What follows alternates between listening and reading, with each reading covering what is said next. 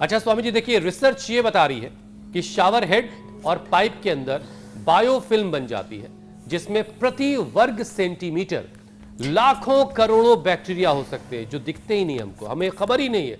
बहुत सारे लोग तो आज चौंक रहे होंगे सुन के कि अरे बाप रे बाप, जिस शावर से नीचे मैं नहा रहा था उस शावर में इतने बैक्टीरिया हैं, तो मैं नहाने गया था खुद को साफ करने कि खुद को गंदा करने, ये अभी उलझा हुआ है वो।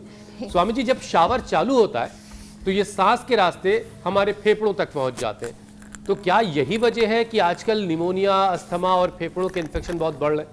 तो फिर बचाव का रास्ता क्या है? शावर को निकाल के हटा देना है या नहाना नहीं है?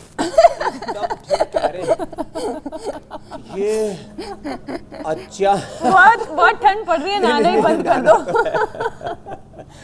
ये जो अज्ञात, अदृष्ट, अमूर्त, इनविजिबल जो एनिमीज हैं, शत्रु है ना, ये बड़े बढ़ गए भाई, इनका तो खात्मा करना ही पड़ेगा। तो इसके लिए 5-7 उपाय अपनाने की जरूरत है, लंबे लंबे श्वासों के साथ। एक तो बाहर के पोल्यूशन में इतने प्रकार की जहरीली गैसें, कितने प्रकार के खतरनाक केमिकल्स, और ये जो इंडस्ट्रियल वेस्ट है, अलग अलग प्रकार की जो केमिकल वाली फैक्ट्रियाँ उनके पास जो रहते हैं, जहाँ पर टाइल्स बनाई जाती है, जहाँ पर जो है सिर्फ जो आप चादरें यूज करते हैं, सीमेंट की चादरें हों, चाहे प्लास्टिक की, और चाहे और तमाम तरह के जितने भी अलग अलग प्रकार के पेंट हैं, जहाँ पेंट बनाए जाते हैं, जहाँ टाइल बनाई जाती हैं, जहाँ अलग अलग प्रकार की चिमनियाँ लगाई हुई हैं, अलग अलग प्रकार के केमिकल्स को प्रोसेस किया जाता है,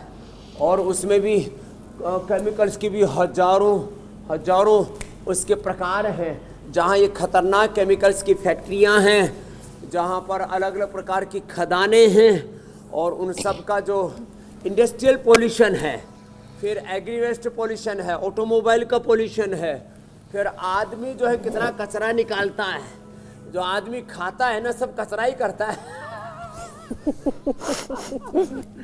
मलमूत्र के तौर पर, पसीने के तौर पर, और फिर वो सारा कचरा, फिर नेचुरल जो चीज़ें थी, फिर वो कचरा तो रिप्रोसेस भी हो जाता था। ये जो केमिकल वाला कचरा जो फिर प्रयोग में आ रहा है, साबुन, shampoo, hand wash, body wash है, और तमाम तरह के और पता नहीं क्या क्या कचरे, और आजकल तो सब कचरा ही कचरा है, सब सिंथेटिक दवा, synthetic vitamin, synthetic food, synthetic अलग अलग प्रकार के कपड़े, जूते, चप्पल, सब ये इन सब से ये सारा पोल्यूशन, फिर रेडिएशन, और फिर ये ऊपर से अदृष्ट अमूर्त जो है पानी में और कहीं पर भी जो बैक्टीरिया, वायरस, फंगस पैदा हो जाती है, इनकी बायोफिल्म।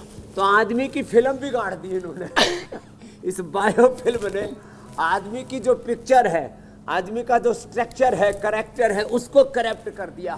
तो एक तो पावर योगा ना हो तो कम से कम स्थित कोणासन और ये चक्की आसन और 3 अभ्यास लेट करके यहाँ मेरे साथ साथ करेंगे रोजाना। स्वामी जी, और आ जाओ, लेट इतनी अच्छी फिल्में लोग बना रहे हैं, हमारे सारे पीछे की तरफ पैर, इधर सिर, अच्छा खासा मेकअप क्लिप पोत करके, और आप इतनी कह रहे हैं लोगों की फिल्में खराब हो रही हैं, ये तो बड़ा सारे संकट है। दृष्ट अदृष्ट मूर्त अमूर्त सारे शत्रुओं से लड़ पाएंगे और विजेता बनेंगे।